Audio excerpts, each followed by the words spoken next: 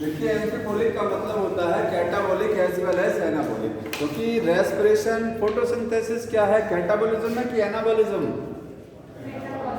Metabolism तो है। कौन सा वाला? दो तरीके का मेटाबॉलिज्म होता है, एक है एनाबॉलिज्म और एक क्या है कैटाबॉलिज्म? कैटाबॉलिक फोटोसिंथेसिस एनाबॉलिज्म है। कार्बन डाइऑक्साइड वाटर मिलके ग्लूकोज बनाते हैं, जिसमें कुछ चीज बनता हो, जहां पर कोई बड़ी चीज बनती है छोटी चीजों को मिलकर के, वो क्या है? एनाबॉलिक। कार्बन डाइऑक्साइड वाटर मिलके लार्ज कंपाउंड बना रहे हैं ग्लूकोज। ग्लूकोज बड़ा कंपाउंड है। एनाबॉलिक पाथवे एनर्जी यूज होता है, एनाबॉलिक में एनर्जी यूज होता है क्योंकि फोटोसिंथेसिस में एनर्जी यूज होती है। कौन सी एनर्जी? लाइट एनर्जी, ठीक है। और एक प्रोसेस क्या? कैटाबॉलिक पाथवे, दूसरे को क्या बोलते हैं? कैटाबॉलिक। तो कैटाबॉलिक में क्या होता है? लार्ज कंपाउंड ब्रेक करता है किसमें? सिंपल में। कार्बन ग्लूकोज का ब्रेकडाउन कार्बन डाइऑक्साइड वाटर में क्या है? कैटाबॉलिक प्रोसेस, ठीक है। रेस्पिरेशन कैटाबॉलिज्म, समझ में आया? एनर्जी रिलीज होती है, कैटाबॉलिज्म में एनर्जी रिलीज होगा। लेकिन रेस्पिरेशन एक्चुअली में एम्फीबोलिक है। एम्फीबोलिक का मतलब कैटाबोलिक एनाबोलिक दोनों। इसमें कैटाबॉलिज्म भी देखने को मिलेगी और एनाबॉलिज्म भी देखने को मिलेगा, समझ में आ रहा है? तो ये दोनों में आएगा। तो एम्फीबोलिक का मतलब है, कैटाबॉलिक तो है ही है, कैटाबॉलिक एंड एनाबॉलिक पाथवे दोनों है इसमें, ठीक है। अब कैसे कैटाबॉलिक है? देखिए कैटाबॉलिक तो समझ में आता है, रेस्पिरेशन में ग्लूकोज एक लार्ज कंपाउंड है, ब्रेक डाउन करेगा, कार्बन डाइऑक्साइड वाटर बनेगा, तो कैटाबॉलिज्म तो है। लेकिन एनाबॉलिज्म कैसे है ये समझना है, ठीक है। तो एनाबॉलिज्म में देखिए कार्बोहाइड्रेट, ग्लूकोज क्या है? कार्बोहाइड्रेट है ना। तो ग्लूकोज यहाँ पे बुक में लिखा गया है, क्या चीज लिखे हैं? कार्बोहाइड्रेट लिखा हुआ है। ये कार्बोहाइड्रेट ब्रेक डाउन करता है किसमें? पायरुविक एसिड, पायरुविक एसिड, ठीक है। पायरुविक एसिड से क्या बनता है? एसिटाइल कोएंजाइम भी बनेगा ना, लिंक रिएक्शन में, ऑक्सीडेटिव डीकार्बोक्सिलेशन में बनेगा। और इस एसिटाइल कोएंजाइम में से क्या बनेगा? अब देखिए पहले तो बनता है क्या चीज? सिट्रिक एसिड, सॉरी क्या बनेगा? पहला कंपाउंड क्या बनता है क्रेब्स साइकिल का? हाँ क्या बनेगा? सक्सिनिक एसिड नहीं बनेगा। क्रेब्स साइकिल में सबसे पहले, और देखिए यहाँ पर ऑक्जेलोएसिटिक एसिड जुड़ेगा एसिटाइल कोएंजाइम के साथ जुड़ेगा, क्या बनेगा? सिट्रेट बनेगा ना। क्या बनेगा? सिट्रेट या सिट्रिक एसिड बनता है, 3 कार्बोक्सिलिक ग्रुप है उसमें। उसके बाद क्या बनता है? अल्फा कीटोग्लूटारिक एसिड बनता है ना। तो मैं मेजर कंपाउंड लिख रहा हूं, वो तो बीच में बनेगा ही। देखिए यहाँ बनेगा सिट्रिक एसिड, बाद में क्या बनेगा? अल्फा कीटोग्लूटारिक एसिड बनता है ना। उससे क्या बनेगा? सक्सिनाइल कोएंजाइम ए, फिर बनेगा सक्सिनेट, फिर फ्यूमरेट, फिर मैलेट। तो सक्सिनाइल कोएंजाइम ए से क्या बनेगा? सक्सिनेट, सक्सिनेट, उससे फ्यूमरेट और मैलेट बनेगा। देन उससे मैलेट से क्या बनेगा? ऑक्जेलोएसिटिक एसिड, और उससे ये जुड़ जाएगा फिर ठीक है। मतलब ऑक्जेलोएसिटिक एसिड किससे जुड़ेगा? एसिटाइल कोएंजाइम से जुड़ेगा, उससे ये नहीं बनता है, वो एसिटाइल कोएंजाइम से जुड़ जाएगा, ठीक है। तो यही रिएक्शन क्रेब्स साइकिल की रिएक्शन है, समझ में आ रहा है? अब देखिए क्या कार्बोहाइड्रेट ही जो है रेस्पिरेशन में भाग लेते हैं? नहीं, फैट से भी रेस्पिरेशन होता है और प्रोटीन से भी होता है, समझ में आ रहा है? क्योंकि आपकी बॉडी में या प्लांट की बॉडी में जब रिजर्व फूड खत्म हो जाता है, जैसे हमारी बॉडी में रिजर्व फूड क्या है? ग्लाइकोजन। तो ग्लाइकोजन से ग्लूकोज बनता है, तब ग्लूकोज से क्या चलता है? ये पाथवे चलता है। तो ग्लाइकोजन खत्म हो गया तो ग्लूकोज भी खत्म हो जाएगा, ठीक है। तब किसका नंबर आएगा? फैट का। फैट भी सारा खत्म हो जाएगा तो प्रोटीन, ठीक है। तो फैट से भी तो ऑक्सीडेशन होकर के एनर्जी बनती है, और किससे बनती है? प्रोटीन से, ठीक है। तो फैट से जब ब्रेक डाउन करेगा, तो लिखा गया है जब फैट ब्रेक डाउन करेगी फैट, तो क्या बनता है? फैटी एसिड प्लस ग्लिसरॉल बनता है ना। फैट को क्या बोल सकते हैं आप? लिपिड। क्या बोला जा सकता है? लिपिड। मैं जब सेल मेम्ब्रेन वाला टॉपिक पढ़ा रहे थे तो लिपिड बताया था। लिपिड में दो चीजें, फैटी एसिड प्लस ग्लिसरॉल होता है, तो वैसे फैट के दो पार्ट है, फैटी एसिड प्लस ग्लिसरॉल। अब देखिए जो ग्लिसरॉल है वो ग्लिसरॉल क्या बनाएगा, यहाँ पर एक बनता था, इसी में एक देखिए PgAl बनता है, PgAl, और ये क्या बनता था DHAP, और एक चीज बनती थी PgAl, ये इसका इंटरमीडिएट है, बनता था ग्लाइकोलाइसिस में ही बीच में आपको बनाया था DHAP और PgAl। मतलब कह सकते हैं, बताइए ये सारी चीजें क्या है, ये इंटरमीडिएट प्रोडक्ट हैं। ग्लूकोज से शुरुआत होती है रेस्पिरेशन की, कहाँ से होती है, रेस्पिरेशन ग्लूकोज, ठीक है। ग्लूकोज से पायरुविक एसिड जब बनता है तो बीच में जितने प्रोडक्ट बनते हैं वो सब इंटरमीडिएट प्रोडक्ट हैं। ऐसे जब क्रैब साइकिल चलेगा तो ये प्रोडक्ट ये सब क्या है, इसके इंटरमीडिएट है, मतलब बीच के प्रोडक्ट हैं।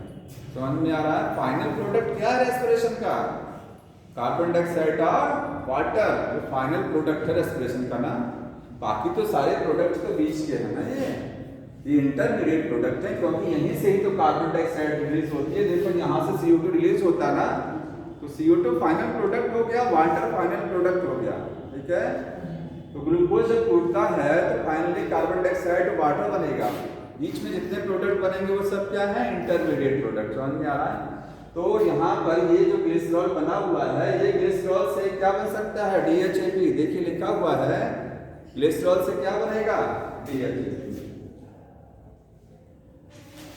इससे ये बन सकता है। मान लीजिए ग्लूकोज नहीं है, फैट से रेस्पिरेशन कराना है, किससे कराना है रेस्पिरेशन, फैट से, तो क्या होगा, जो ग्लिसरॉल बनेगा वो डायरेक्ट क्या बना देगा, DHAP बना देगा, डाइहाइड्रोक्सिल फॉस्फेट। मतलब ग्लूकोज की जरूरत नहीं, एनर्जी को बनाना है तो ग्लूकोज के अलावा और कौन सा ऑप्शन है, फैट का भी है। तो फैट में जब टूटेगा तो ग्लिसरॉल बनेगा, ग्लिसरॉल से DHAP बन जाएगा और उससे आगे प्रोसेस चल जाएगा। ग्लूकोज की जरूरत नहीं है यहाँ पे, समझ में आ रहा है। और एक जो फैटी एसिड बनता है, ये फैटी एसिड क्या बना सकता है, एसिटाइल कोएंजाइम ये बना सकता है। तो ये वाला बाईपास हो जाएगा, इतना हट गया ना, फैटी एसिड से क्या बनेगा, एसिटाइल कोएंजाइम बन जाएगा। तो ये रिएक्शन यहाँ से चालू हो जाएगा, इतना बाईपास हो गया, इतना हट गया। तो फैट जो है वो कैसे रेस्पिरेशन में मदद कर रहा है, फैट से क्या बनेगा, फैटी एसिड, ग्लिसरॉल बनेगा, ग्लिसरॉल से ये बन सकता है, ये बनेगा, तो यहाँ से रिएक्शन चलेगा। और फैटी एसिड अगर रिएक्शन चलाएगा तो वो डायरेक्ट ये बना देगा इस तरीके से। समझ में आ रहा है। अब यहाँ कहीं आपको एनाबॉलिज्म दिखाई दे रही है, एनाबॉलिज्म कहीं दिख रहा है,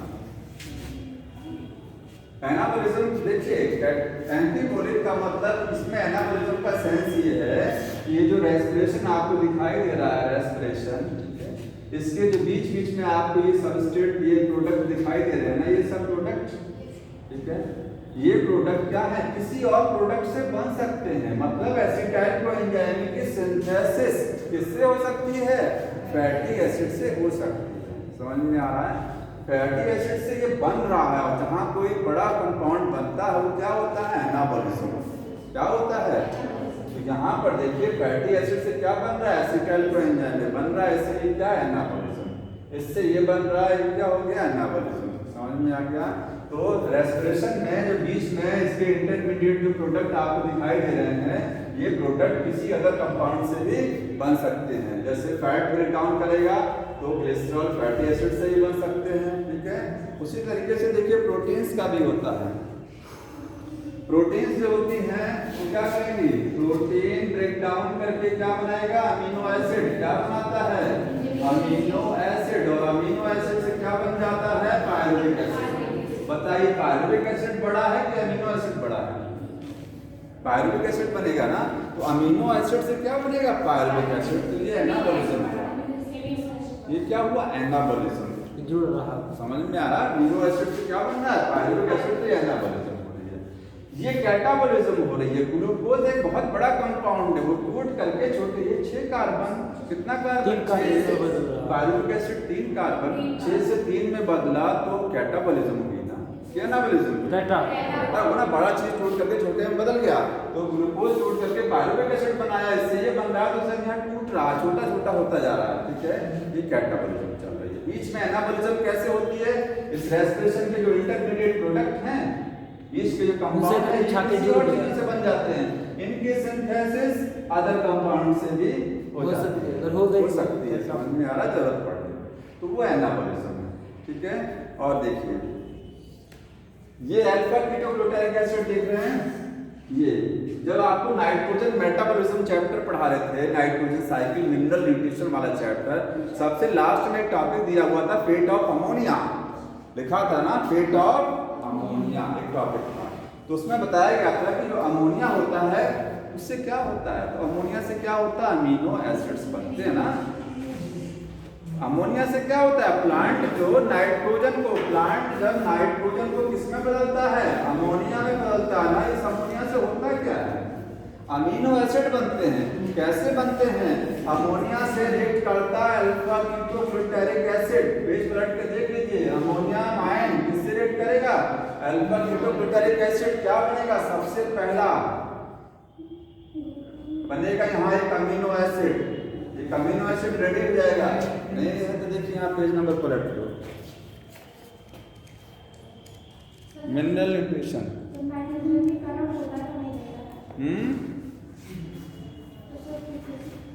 एक मिनट बता रहे हैं, देखिए पेज नंबर 204 पर दिया है, alpha glutamic acid NH4 plus मिला 204 पेज नंबर पर, ग्लूटामेट एक अमीनो एसिड रेडी हो रहा है, ग्लूटामेट एक अमीनो एसिड बन रहा है ना 204 पेज नंबर पर। देखिए अमोनिया आयन किससे रिएक्ट करके, अल्फा कीटोग्लूटारिक एसिड, और अमीनो एसिड कौन सा बनेगा, ग्लूटामिक एसिड, ग्लूटामिक एसिड। तो यहाँ पर ये जो आप देख रहे हैं अल्फा कीटोग्लूटारिक एसिड NH3 के साथ, और देखिए प्रोटीन्स जो होती हैं, प्रोटीन, ठीक है, प्रोटीन क्या बनाती हैं, अमीनो एसिड बनाती हैं, अमीनो एसिड बनाती है। तो प्रोटीन से एनर्जी दो तरीके से मिलती है, प्रोटीन पायरुविक एसिड भी बना सकता है, तो उसने पायरुविक एसिड बना दिया, इस तरीके से एनर्जी मिल जाएगा, मतलब प्रोसेस आगे कंटिन्यू हो जाएगा। और प्रोटीन अमीनो एसिड भी बनाती है, तो अमीनो एसिड डायरेक्ट क्या बना सकता है, alpha ketoglutaric acid. Amino acid से क्या बनेगा, क्योंकि अल्फा कीटोग्लूटारिक एसिड से तो अमीनो एसिड बना है। आखिर सोचिए, इसमें बुक में देखिए 204 पेज नंबर पर लिखा है, इसके साथ जब अमोनियम आयन रिएक्ट करता है तो क्या बनता है, एक अमीनो एसिड रेडी होता है, ठीक है। तो अगर अमीनो एसिड से भी तो ये बन सकता है, अमीनो एसिड में से हटा दीजिए अमोनियम आयन तो क्या बन जाएगा, ये बन जाएगा। समझ में आ रहा है, जो अमोनिया नहीं समझ में आ रहा, हाँ देखिए इधर देख लो 204 पेज नंबर फिर से देख लीजिए, उसमें ये बोल रहा है, देखिए उसमें ये लिख रहा है NH4 प्लस के साथ अल्फा कीटोग्लूटारिक एसिड रिएक्ट करेगा, अमीनो एसिड क्या बनेगा, एक अमीनो एसिड रेडी हो जाएगा, उसका नाम होता है ग्लूटामिक एसिड। तो क्या इस ग्लूटामिक एसिड से ये वापस नहीं बन सकता, बन सकता है, अमोनिया निकाल दिया जाए तो बन जाएगा। निकाल लीजिए, वही क्या हो रहा है, एक अमीनो प्रोटीन टूट करके अमीनो एसिड बनाती है।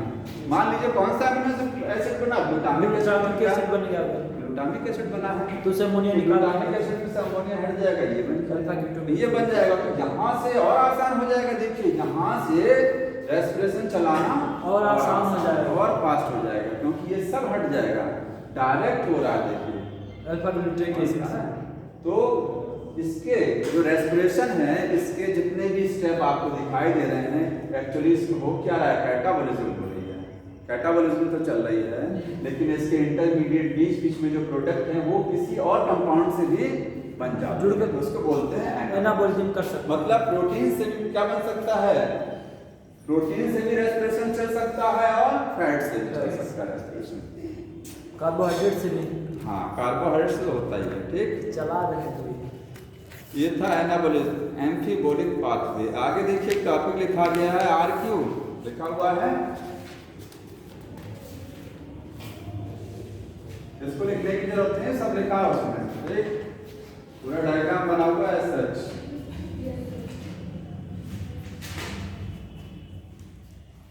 एक क्वेश्चन इसमें बहुत आता है, क्वेश्चन ये आता है, ध्यान सुनिएगा कि रेस्पिरेशन और नाइट्रोजन मेटाबॉलिज्म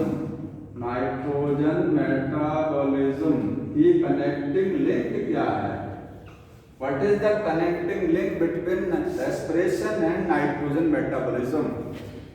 मतलब ये वाला चैप्टर देख रहे हैं ना, नाइट्रोजन साइकिल पढ़ा आपने ना, नाइट्रोजन साइकिल, ठीक है। उसका और इसका रेस्पिरेशन का कोई कनेक्टिंग लिंक है? होगा नहीं है। देखिए यही जो अल्फा कीटो ग्लूटारिक एसिड बना है ना, ये किसमें बना? क्रेब्स साइकिल में बना है ना। क्रेब्स साइकिल किसका है? रेस्पिरेशन का एक हिस्सा है बना। क्रेब्स साइकिल रेस्पिरेशन का एक हिस्सा है। तो जब ये बनाना है, क्योंकि नाइट्रोजन मेटाबॉलिज्म जब होती है, जब नाइट्रोजन साइकिल चलती है प्लांट में, तो नाइट्रोजन साइकिल में आपको जो ये अल्फा कीटो ग्लूटारिक एसिड देख रहे हैं ना, ये क्योंकि वहां पर नाइट्रोजन साइकिल में क्या बनता है? अमोनिया बनती है। अमोनिया किसमें कन्वर्ट होती है? NH4+ में हो जाती है। वो NH4+ किसके साथ जुड़ता है? इसी के साथ जुड़ता है। समझ में आया? आखिर प्लांट जो कहते हैं कि प्लांट नाइट्रोजन को किस फॉर्म में लेते हैं? नाइट्रेट की फॉर्म में या अमोनिया। नाइट्रोजन से क्या बनाते हैं प्लांट? अमोनिया बनाते हैं। पहले नाइट्रेट नहीं बनता है, पहले क्या बनाते हैं? अमोनिया। अमोनिया से क्या बनता है? Ammonium ion. अब अमोनिया से अमीनो एसिड कैसे रेडी होता है? अमोनिया से अमीनो एसिड कैसे बनता है? तो ये जो रेस्पिरेशन चल रहा है बॉडी में प्लांट के, वहां पर ये बना एनाबॉलिज्म बना के ये बना है ना, इसी के साथ अमोनिया रेट करके क्या बना देती है? अमीनो एसिड रेडी कर देती है। पहला अमीनो एसिड रेडी हो गया। Yes sir. और इसी अमीनो एसिड से सारे अमीनो एसिड रेडी हो जाते हैं। सबसे पहला अमीनो एसिड कौन सा रेडी होता है? Glutamic acid. उसी से सारे अमीनो एसिड रेडी होंगे। तो ये नाइट्रोजन मेटल साइकिल जो है, ये क्रेब्स साइकिल से किस स्टेप पर जुड़ जाती है? जाकर के यहाँ ये कनेक्टिंग लिंक है, यही तो जोड़ रहा है ना। नाइट्रोजन साइकिल को रेस्पिरेशन से जोड़ने वाला कनेक्टिंग लिंक ये यहीं पर जुड़ी। समझ में आ रहा है? इसी के थ्रू ये नाइट्रोजन मेटाबॉलिज्म से जुड़ जाता है। ठीक, तो यहाँ एक पॉइंट लिख लेना, alpha keto glutaric acid, keto glutaric acid connect respiration, respiration को किससे? With nitrogen metabolism.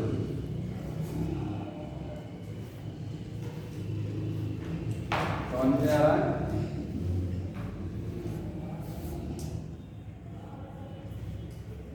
ग्लाइकोलाइसिस को क्रेब्स साइकिल से जोड़ने वाला कंपाउंड कौन सा है? ग्लाइकोलाइसिस पढ़े तो क्रेब्स साइकिल आपने पढ़ा, दोनों को जोड़ने वाला compound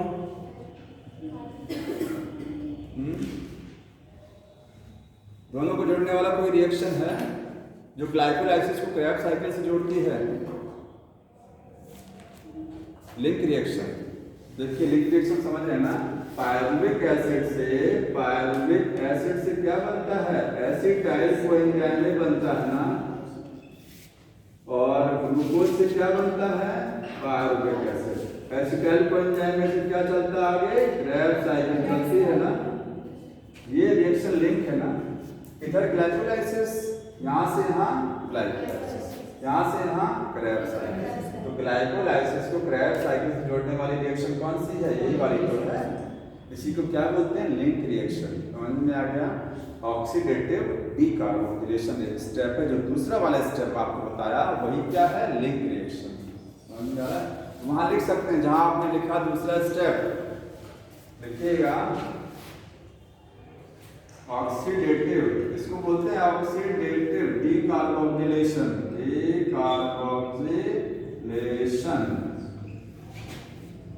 called step called link reaction। ये क्या है? Link reaction. किसके बीच का? Between glycolysis and Krebs cycle. Krebs cycle और ग्लाइकोलाइसिस के बीच की रिएक्शन ये वाला है।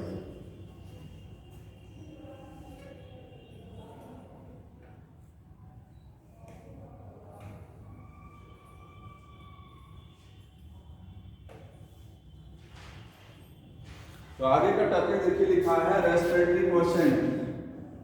रेस्पिरेटरी कोशेंट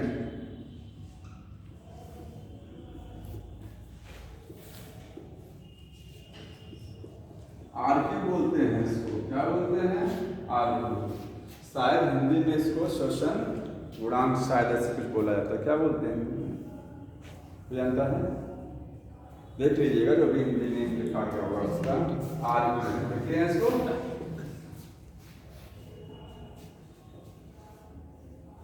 हो गया है? Yes sir.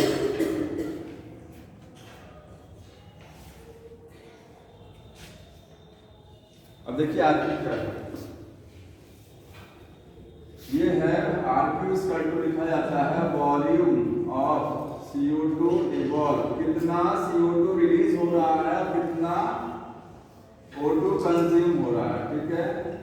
कितने मॉलिक्यूल CO2 के रिलीज हुए और कितने मॉलिक्यूल ऑक्सीजन के रेस्पिरेशन में कंज्यूम हुए, उसी के रेशियो को क्या बोलते हैं, आर्ग्यू। समझ में आ रहा है, कितना CO2 रिलीज हुआ, कितना O2 कंज्यूम हो रहा, आर्ग्यू। अब जैसे आर्ग्यू क्या बताता है, ये कुछ बताता है आपको, इस रेशियो से कुछ पता लगता है। आर्ग्यू से क्या पता लगता है, आर्ग्यू से हमको पता लगेगा कि रेस्पिरेशन में कौन सा सबस्ट्रेट भाग ले रहा है, कि रेस्पिरेशन प्रोटीन से चल रहा है, फैट से हो रहा है, कार्बोहाइड्रेट से हो रहा है, किस तरीके का रेस्पिरेशन हो रहा है और कौन सा सबस्ट्रेट भाग ले रहा है। इससे थोड़ा सा आइडिया लग जाता है आर्ग्यू की वैल्यू से।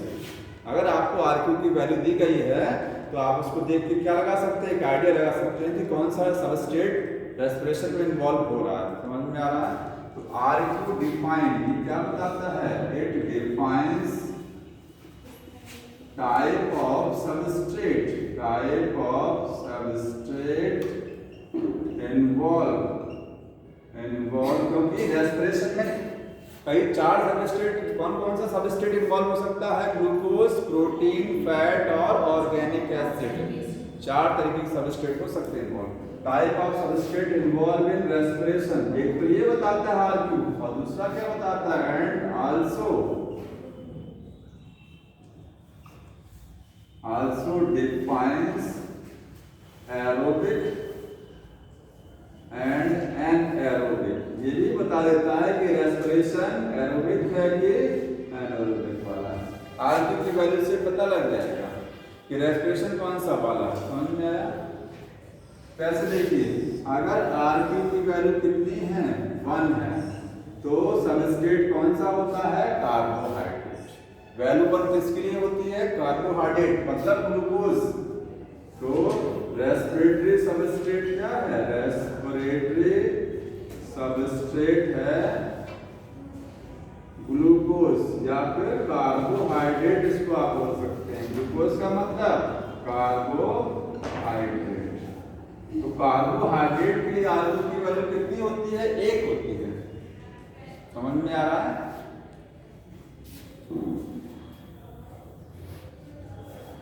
कैसे देखिए, C6H12O6 कार्बन डाइऑक्साइड, इसके साथ जब ऑक्सीजन जुड़ेगा, कितना ऑक्सीजन जुड़ता है, 6O2, क्या बनेगा, 6CO2 प्लस 6H2 बनता है प्लस 38 लिखते हैं। यहाँ ATP यही तो होता है रिएक्शन।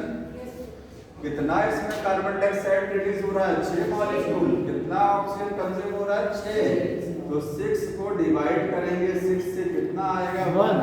आर्ग्यू 1 का मतलब वो कार्बोहाइड्रेट ही है। फिर समझ में आ रहा, 1 आर्ग्यू इसका मतलब सबस्ट्रेट क्या है, कार्बोहाइड्रेट। ठीक, अगर आर्ग्यू की वैल्यू लेस देन 1 है, क्या है, लेस देन 1, 1 से कम किसके लिए होती है, जब प्रोटीन और फैट, किसके लिए होती है, प्रोटीन और फैट के केस में। अगर रेस्पिरेटरी सबस्ट्रेट क्या है, प्रोटीन है या फिर फैट है, तो आर्ग्यू की वैल्यू 1 से कम होगी, 0.7, 0.8 ये सब होगा। समझ में आ रहा है? कैसे देखिए, एक रिएक्शन लिखा गया है,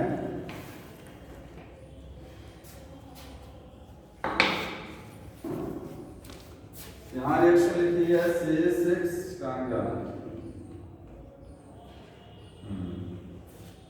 तो बुक में देखते रहिए, C51, ठीक है, H98 और O कितना लिखा है, 68 लिखा ना, हाँ, प्लस 145 O2 लिखा हुआ है, बन रहा है 102 CO2।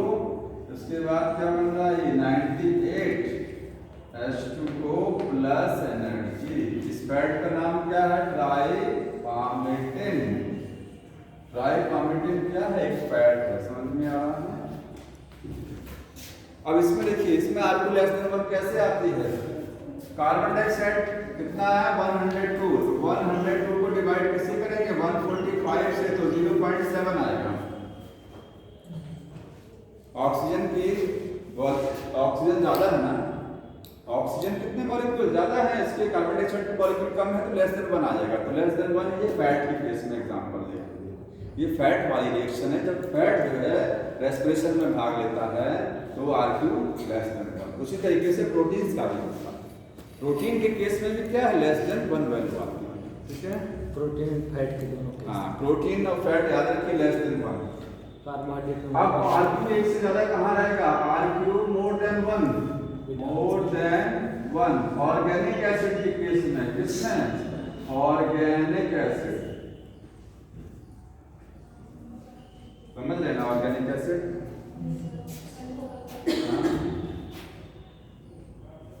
ऑर्गेनिक एसिड जैसे पायरुविक एसिड क्या है? पायरुविक एसिड क्या है? एक ऑर्गेनिक एसिड है ना। ठीक है, और सिट्रिक एसिड क्या है? Organic acid. ठीक है, तो ऑर्गेनिक एसिड अगर रेस्पिरेशन में डायरेक्टली भाग लेगा तो RQ क्या होगा? More than 1। क्योंकि ग्लूकोज भाग लेता है तो ग्लूकोज से पायरुविक एसिड बनता है। ठीक है, लेकिन जब कोई ऑर्गेनिक एसिड डायरेक्टली भाग लेगा तो RQ एक से ज्यादा आएगा। समझ में आ रहा है? उस केस में जानते हैं क्या होगा? कार्बन डाइऑक्साइड ज्यादा रिलीज होगी, ऑक्सीजन कम कंज्यूम होगा। मोर देन 1 का मतलब समझ लेना कि CO2 के मॉलिक्यूल ज्यादा रिलीज होंगे, ऑक्सीजन के मॉलिक्यूल कम कंज्यूम होंगे। एक से ज्यादा वैल्यू आएगी। सर कि RQ मैक्सिमम और मिनिमम कितना हो सकता है? 0 मैक्सिमम इनफाइनाइट। देखिए बता रहे हैं। और RQ इनफाइनाइट जो होता है, RQ क्या है? इनफाइनाइट किस केस में होगा? For anaerobic respiration. Anaerobic respiration में RQ की वैल्यू कितनी हो जाएगी? इनफाइनाइट। समझ में आ रहा है? कैसे इनफाइनाइट हो जाएगा? कोई बताएगा? नीचे 0 रख देंगे और मतलब ऑक्सीजन कंज्यूम ही नहीं हो रहा, ऑक्सीजन कंज्यूम नहीं हो रहा, 0 है ऑक्सीजन नीचे। और ऊपर जो भी वैल्यू होगी CO2 की, ऊपर जो भी वैल्यू आएगा RQ क्या हो जाएगा? इनफाइनाइट। नीचे 0 हो जाएगा ना। इस तरीके से इनफाइनाइट हो जाता है।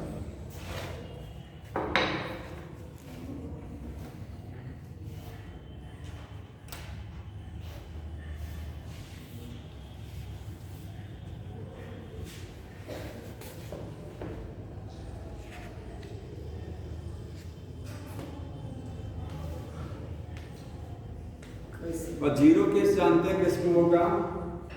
0 वो भी एनारोबिक रेस्पिरेशन के केस में होगा, लेकिन किसमें? लैक्टिक एसिड वाले में। Lactic acid fermentation, lactic acid वाले केस में कभी CO2 रिलीज नहीं होता है। होता है?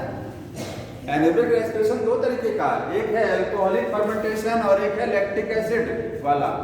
तो अल्कोहल वाला जो केस है जिसमें अल्कोहल बनता है, वहां तो CO2 रिलीज होती है, क्योंकि ऑक्सीजन यूज नहीं हो रही है, CO2 रिलीज हो रही है, तो वैल्यू तो इनफाइनाइट आएगी ना, नीचे 0 हो जाएगा। समझ में आ रहा है? लेकिन जो लैक्टिक एसिड वाला केस है उसमें CO2 रिलीज नहीं होती है, तो वहां CO2 रिलीज नहीं होगी तो ऊपर 0 नीचे भी 0। नीचे तो 0 रहेगा ना, ऑक्सीजन कंज्यूम नहीं हो रही है, CO2 भी रिलीज नहीं हो रहा है, तो वैल्यू क्या आ जाएगा? 0 आ जाएगा टोटल। समझ में आ रहा है? तो मिनिमम वैल्यू 0, मैक्सिमम इनफाइनाइट हो सकता है। तो RQ बताता है किस तरीके का सबस्टेट है और कौन सा टाइप का रिएक्शन है। आप इससे आइडिया लगा सकते हैं। अगर इनफाइनाइट वैल्यू है तो इसका मतलब क्या है? एनारोबिक रेस्पिरेशन चल रहा है। समझ में आ रहा है? अब ये चैप्टर देखिए, इसमें हो गया फिनिश। अब एक चीज हमको बताइए, फर्मेंटेशन और एनारोबिक रेस्पिरेशन में क्या डिफरेंस होता है? फर्मेंटेशन और एनारोबिक रेस्पिरेशन में कोई डिफरेंस है? ये दोनों एक ही है, अलग अलग थोड़ा सा डिफरेंस है। एक है वर्ड फर्मेंटेशन, और एक है एनारोबिक रेस्पिरेशन। ध्यान समझ लीजिएगा इसको। दोनों ही एनारोबिक रेस्पिरेशन। फर्मेंटेशन भी क्या है? एनारोबिक रेस्पिरेशन है। इसमें भी ऑक्सीजन नहीं, इसमें भी ऑक्सीजन यूज नहीं होती है। ठीक है, फिर इसको अलग क्यों पढ़ते हैं? देखिए, जो ग्लूकोज के साथ जब ऑक्सीजन की एब्सेंस में ग्लूकोज क्या बना सकता है? इथेनॉल प्लस CO2 बनाता ना, क्या बनाता है? इथेनॉल और प्लस क्या बनाता है? CO2। ये कहाँ होता है? ईस्ट में होता है प्रोसेस। कहाँ होता है? ईस्ट में। और कहाँ हो सकता है ये? कुछ ईस्ट तो यूकैरियोटिक सेल है, ये क्या है? यूकैरियोट से फंजाई है ईस्ट, ठीक है, यूनिसेलुलर। और आपको ये माइक्रोब्स में भी देखने को मिलेगा। कहाँ मिलेगा? माइक्रोब्स में। मतलब कुछ बैक्टीरिया में भी ऐसा होता है जो एनारोबिक रेस्पिरेशन में भाग लेते हैं, ऑक्सीजन की एब्सेंस में रेस्पिरेशन करेंगे, ठीक। 12th में एक चैप्टर दिया है microbes in the human welfare, दिया होगा ना, उसमें सब कुछ डिटेल दी हुई है कि फर्मेंटेशन कैसे होता है, समझ में आ रहा है? तो ग्लूकोज ऑक्सीजन के एब्सेंस में इथेनॉल प्लस कार्बन डाइऑक्साइड बनाएगा, ईस्ट में ये होता है। और कुछ माइक्रोब में होता है, मतलब बैक्टीरिया। किसमें होगा? एनारोबिक बैक्टीरिया में होगा ऐसा, ठीक है। और दूसरा केस क्या होता है कि लैक्टिक एसिड बनाता है। क्या बनाता है? लैक्टिक एसिड बनाता है। लैक्टिक एसिड बनता है। लैक्टिक एसिड किससे बनेगा? ग्लूकोज से लैक्टिक एसिड बन रहा है, समझ में आ रहा है? और ये आपके कहाँ हो रहा है? मान लीजिए मसल्स में। कहाँ पढ़ते हैं इसको? मसल्स में, ठीक है। इसमें कोई बैक्टीरिया इन्वॉल्व है? कोई बैक्टीरिया है इसमें? क्या आपकी मांसपेशियों में जो एनारोबिक रेस्पिरेशन होता है, फिजिकल एक्सरसाइज करते समय जब बहुत ज़्यादा एक्सरसाइज करते हैं तो मसल्स में क्या होता है? पेन होने लगता है। वो पेन क्यों होता है? लैक्टिक एसिड बनने लग जाता है। क्यों? क्योंकि आपकी बॉडी में काम तो बहुत ज़्यादा कर रहे हैं, एक्सरसाइज कर रहे हैं, तो उस हिसाब से आपकी बॉडी में ऑक्सीजन नहीं आ पा रही है, आपने एनर्जी तो बहुत लॉस कर रहे हैं, तो रेस्पिरेशन भी तो उतना ही तेज चलना चाहिए ना, उतना ही तेज रेस्पिरेशन भी होना चाहिए, क्योंकि एनर्जी बहुत लॉस करते हैं एक्सरसाइज में, तो उस हिसाब से आपकी बॉडी को ऑक्सीजन नहीं मिल पाती है, तो एनारोबिक रेस्पिरेशन स्टार्ट किया तो क्या बनता है? लैक्टिक एसिड बनेगा, ठीक है। यही लैक्टिक एसिड पेन का कारण है। तो यहाँ कोई बैक्टीरिया है? कोई बैक्टीरिया नहीं है इसमें, कोई बैक्टीरिया इन्वॉल्व नहीं हो रहा है। एक्चुअल एनारोबिक रेस्पिरेशन यही है, फर्मेंटेशन ये है, ये फर्मेंटेशन भी है, एनारोबिक रेस्पिरेशन भी। ध्यान सुन लीजिए, बात लिखना, इसको आप फर्मेंटेशन भी कहेंगे। देखिए एनारोबिक रेस्पिरेशन तो दोनों है, तो फर्मेंटेशन क्या? फर्मेंटेशन एक ऐसा एनारोबिक रेस्पिरेशन है जो माइक्रोब्स की मदद से होता है। किससे होता है? माइक्रोब्स से। समझ में आ गया? मतलब अगर हम माइक्रोब्स को यूज करके कोई प्रोडक्ट बना रहे हैं, उस प्रोडक्ट में इथेनॉल बन रहा है। क्या बन रहा है? इथेनॉल, ठीक है। ऐसा एनारोबिक रेस्पिरेशन जो माइक्रोब्स की मदद से होता है, और उसमें ऐसा कोई एक प्रोडक्ट बनाते हैं जो ह्यूमन के बेनिफिट के लिए होता है, उसको क्या बोलते हैं? फर्मेंटेशन। जैसे इडली डोसा बनाना, उसमें ईस्ट मिलाया जाता है। बियर बनाना, वो सॉफ्ट जो ड्रिंक होते हैं बियर, ठीक है, उसमें क्या है? जौ और ग्रेप्स फ्रूट जूस और ये सब से बनता बियर ना, तो सब फर्मेंटेशन से बनता है। समझ में आ रहा है? सब में ईस्ट मिलाया जाता है, ठीक है। तो फर्मेंटेशन समझ में आ रहा है? फर्मेंटेशन कुछ अलग नहीं है, क्लियर कर लीजिए। एक तरीके का क्या है? Type of anaerobic respiration that involve microbes, जिसमें क्या होते हैं? माइक्रोब्स इन्वॉल्व होते हैं। कौन से वाले? Anaerobic, to produce product for human welfare. दूध से, मिल्क से दही बनाना फर्मेंटेशन है। क्या है ये? फर्मेंटेशन है। समझ में आ रहा है? लैक्टिक एसिड बनता है वहां पर, लैक्टोबैसिलस क्या करता है? लैक्टिक एसिड बनाता है। समझ में आ रहा है? हाँ, उसमें भी कीड़े, हाँ, वो सारी चीजें फर्मेंटेशन। दारू भी, हाँ, दारू भी, बिल्कुल। ऐसा चीज समझ में आ रहा है कि फर्मेंटेशन और एनारोबिक रेस्पिरेशन में डिफरेंस क्या है? जब माइक्रोब इन्वॉल्व हो रहा है एनारोबिक रेस्पिरेशन में, जब माइक्रोब इन्वॉल्व हो जाएगा तो उसको आप बोल देंगे फर्मेंटेशन, और अगर माइक्रोब नहीं इन्वॉल्व है तो फर्मेंटेशन नहीं है, फिर वो क्या है? Anaerobic respiration. समझ में आ रहा है? सर जी महुआ अजवाइन में कीड़े रहते हैं वही रहते हैं। बिल्कुल, क्या रहते हैं कीड़े, क्या रहते हैं? बैक्टीरिया। अगला चैप्टर देखिए, इसके बाद ये तो खत्म हो गया, सब फिनिश हो गया है। अगला है growth and development, plant growth and development. ठीक है, बताइए। आर की इक्वल मतलब इक्वल कैसे, मतलब 1?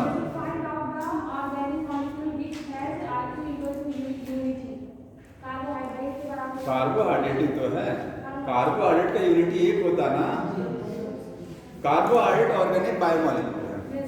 ठीक है, उसका आर की यूनिट होता मतलब एक होता है, उसी का समझ में आ रहा है। और फिर बताइए क्वेश्चन, चैप्टर खत्म हो गया है। क्या कह रहे हो? अरे यार होगा नहीं। और कोई क्वेश्चन है तो बताइए।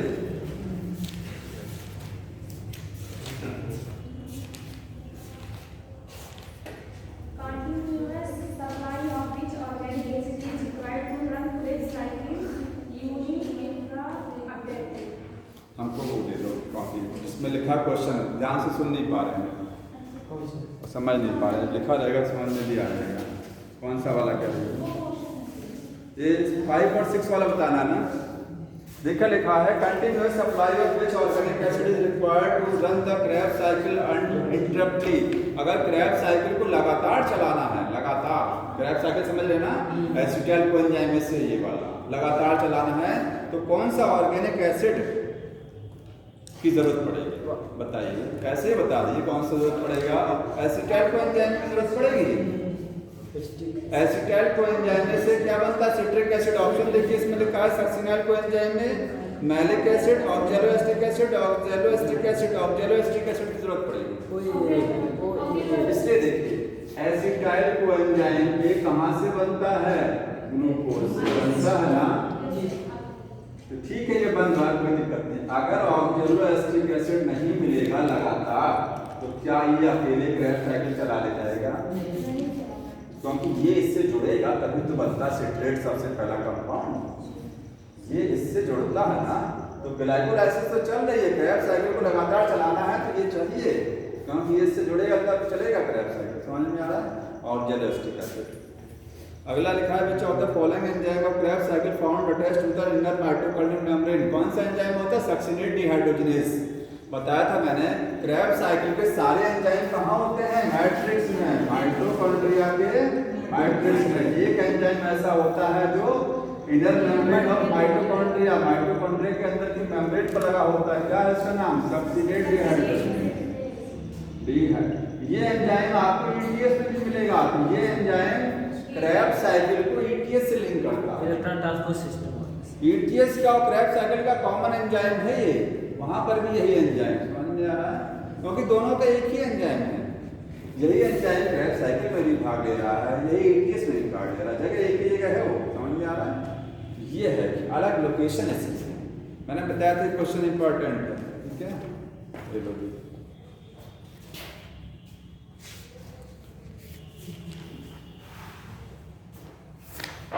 आगे चैप्टर बता दें। प्लांट और कोई पूछना हो तो बताइए।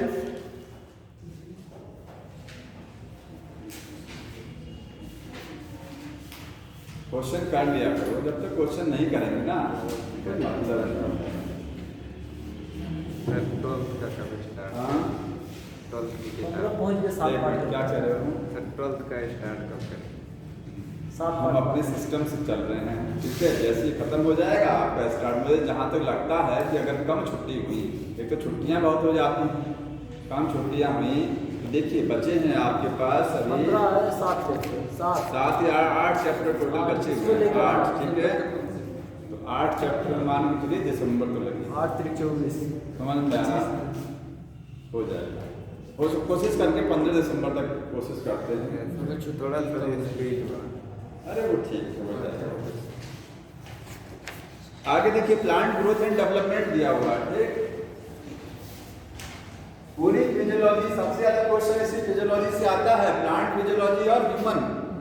पूरी बुक में जो सबसे ज्यादा इंपॉर्टेंट क्या है, फिजियोलॉजी, जो सबसे ज्यादा समझने वाला, सबसे ज्यादा क्वेश्चन यहीं से आते हैं, समझ में आ रहा है, उसको इग्नोर नहीं करना चाहिए। दूर दूर तक कोई रिश्ता नहीं बन पाता है इससे। प्लांट ग्रोथ, देखिए ध्यान से सुनते रहिए, ग्रोथ क्या है, विकास। विकास अलग है, ग्रोथ अलग है, वृद्धि है, और ग्रोथ और डेवलपमेंट में डिफरेंस है। ग्रोथ एक पर्टिकुलर समय के लिए, डेवलपमेंट पूरी लाइफ। डेवलपमेंट क्या है, होल लाइफ, समझ में आ रहा है। होल लाइफ में प्लांट की जितनी चेंजिंग होती है वो सब डेवलपमेंट होता है। डेवलपमेंट में 1-2 दिन का समय नहीं लगता, काफी लॉन्ग टाइम लगता है। तो ग्रोथ का मीनिंग क्या है, प्लांट की बॉडी में जितनी भी चेंजिंग होती है, जितनी भी चेंजिंग, ठीक है, देखिए प्लांट की बॉडी में आप कहेंगे हाइट इंक्रीज हो रही है, हाइट का बढ़ना, वजन का बढ़ना, मतलब increase in the weight, increase in the height, increase in the shape और साइज, और increase in the number of cells, इसको क्या बोलते हैं, ग्रोथ। और ये सब परमानेंट परमानेंट, एक बार ग्रोथ हो गया, रिवर्स नहीं होता है, ठीक है। तो ग्रोथ की डेफिनेशन देखिए, यह है परमानेंट एंड इररिवर्सिबल चेंज। क्योंकि परमानेंट है, इसका मतलब ही तो इररिवर्सिबल होता है, उसी का मीनिंग तो इररिवर्सिबल है। Change in length, shape,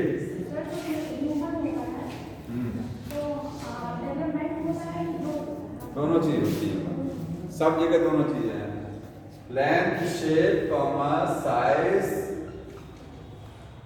dry weight of plant body और इट्स पार्ट। प्लांट की बॉडी के या तो पूरी प्लांट बॉडी में लेंथ इंक्रीज हो रही है, वजन इंक्रीज हो रहा है, ड्राई वेट, या तो उसके किसी पार्ट में ग्रोथ हो रही है, ठीक है। अगर कोई पार्ट का साइज बढ़ रहा है तब भी आप क्या कहेंगे, ग्रोथ हो रही है, ठीक है। यहाँ पर एक चीज और लेते हैं, एरिया, क्या लेते हैं, एंड एरिया, ठीक है। Shape, size, length, dry wet और एरिया, समझ में आ रहा है। एक चीज देखिए, प्लांट में ग्रोथ को मेजर करने के लिए हम लोग ड्राई वेट लेते हैं, जानते हैं ड्राई वेट क्यों लिया जाता है, फ्रेश वेट नहीं लेते हैं। फ्रेश वेट जो है ग्रोथ के लिए नहीं लिया जाता, क्यों नहीं लिया जाते हैं, नमी, क्योंकि देखिए अगर मान लीजिए जैसे सनलाइट बहुत तेज पड़ रही है तो ट्रांसपिरेशन से तो वाटर का लॉस हो जाएगा ना, तो प्लांट की बॉडी में वाटर घटता बढ़ता है, ऐसे हमारी बॉडी में वाटर घटता बढ़ता है। अब पता लगा 1 लीटर वाटर पी लिया, 2 लीटर, इसके बाद वजन तोला तो बढ़ जाएगा ना, लोग तो कहेंगे कि ग्रोथ हो गया, ग्रोथ नहीं है, तो फ्रेश वेट बढ़ रहा है ना। ड्राई वेट का मतलब पूरा ड्राई करके वेट निकाला जाता है, लीफ को तोड़ करके उसका ड्राई वेट तोलते हैं, तब ग्रोथ को मेजर करते हैं, समझ में आ रहा है। तो फ्रेश वेट को नहीं, क्योंकि फ्रेश वेट बदल सकता है, वो टाइम टू टाइम बदलता रहता है। हाँ, क्या कहेंगे, पेडिसल नहीं होता, पेडिसल फ्लावर में है, पीटियोल है, पीटियोल और लैमाइना होता है। लीफ के 2 पार्ट है, पीटियोल, लीफ बेस और लैमाइना। मिड रही, देखिए इसके बाद ये ग्रोथ जो प्लांट में है और एनिमल की ग्रोथ में क्या डिफरेंस होता है, प्लांट में जो ग्रोथ होती है और एनिमल्स में। इन प्लांट्स ग्रोथ इज लोकेलाइज्ड, क्या होती है, लोकेलाइज्ड। लोकलाइज मतलब लोकेलाइज्ड बता रहे हैं, प्लांट में जो ग्रोथ है वो क्या है, लोकेलाइज्ड।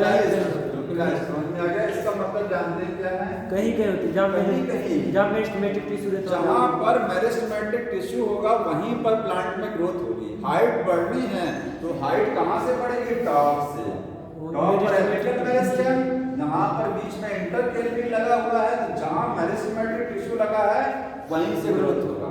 लेकिन एनिमल्स में ग्रोथ होती है पूरी बॉडी में, हमारी बॉडी में होल बॉडी में ग्रोथ है, समझ में आ रहा है। कोई स्पेसिफिक लोकेलाइज्ड नहीं है, लोकेलाइज्ड नहीं है।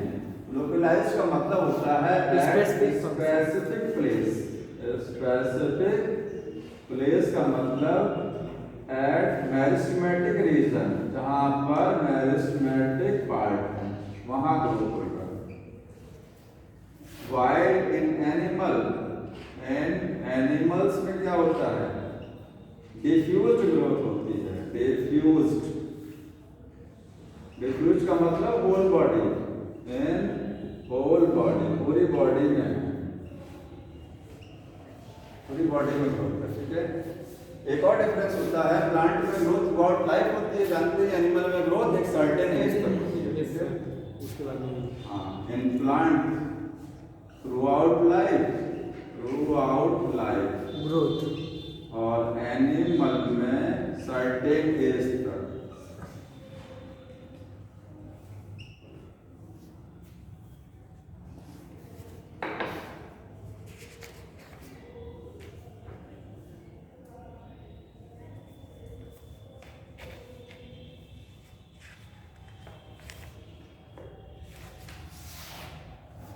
आप ग्रोथ को कैसे मेजर कर सकते हैं? Measurement of growth.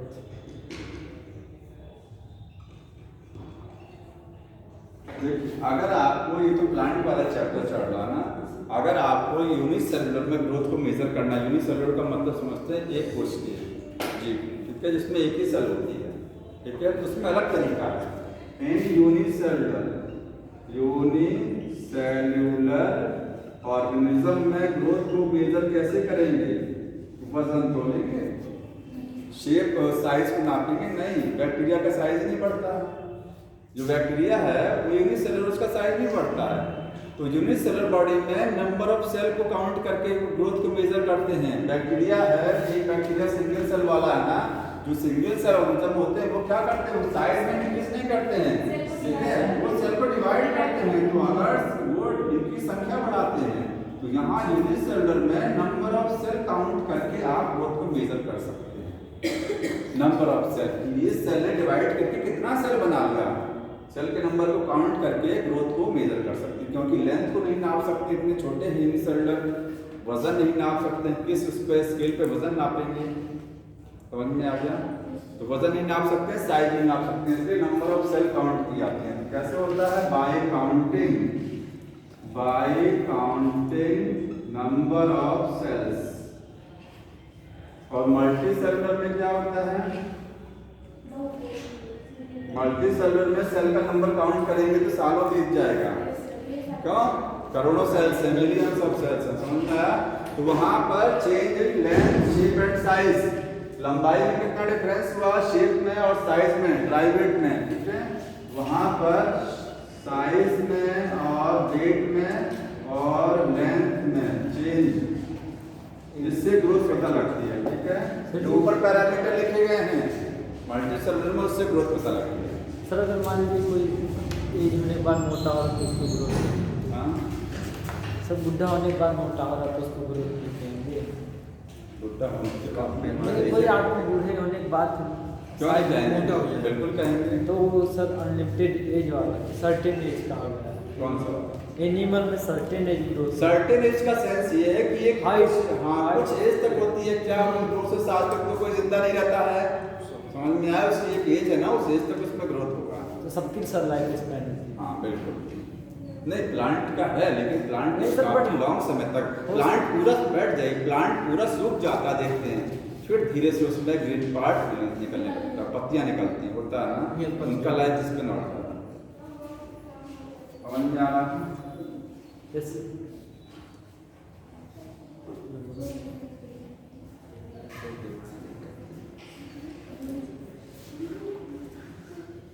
तो बाकी का नेक्स्ट टाइम यस आ रहे हैं।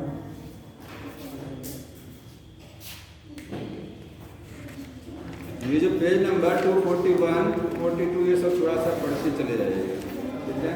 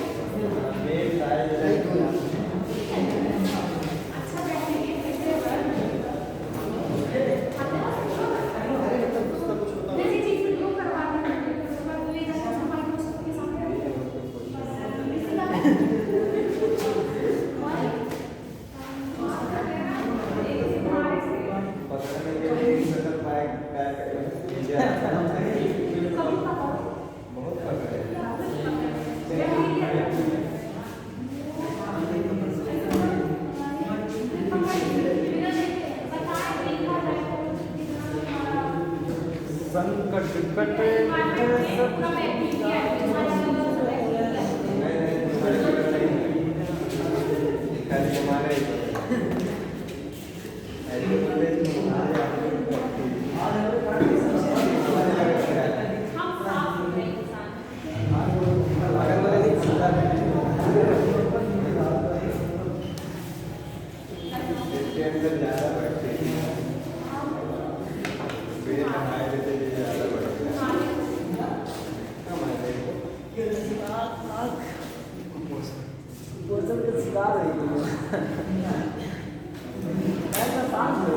बोलो यार। अरे दिल ने कहा दिल से बोलो चाहे आप घर गई थी इसी तक मजा करते हैं। हाँ हमारा आज शुरू हो रहा है लेकिन होने नहीं देंगे। आपको नुमान बुला बंदे नहीं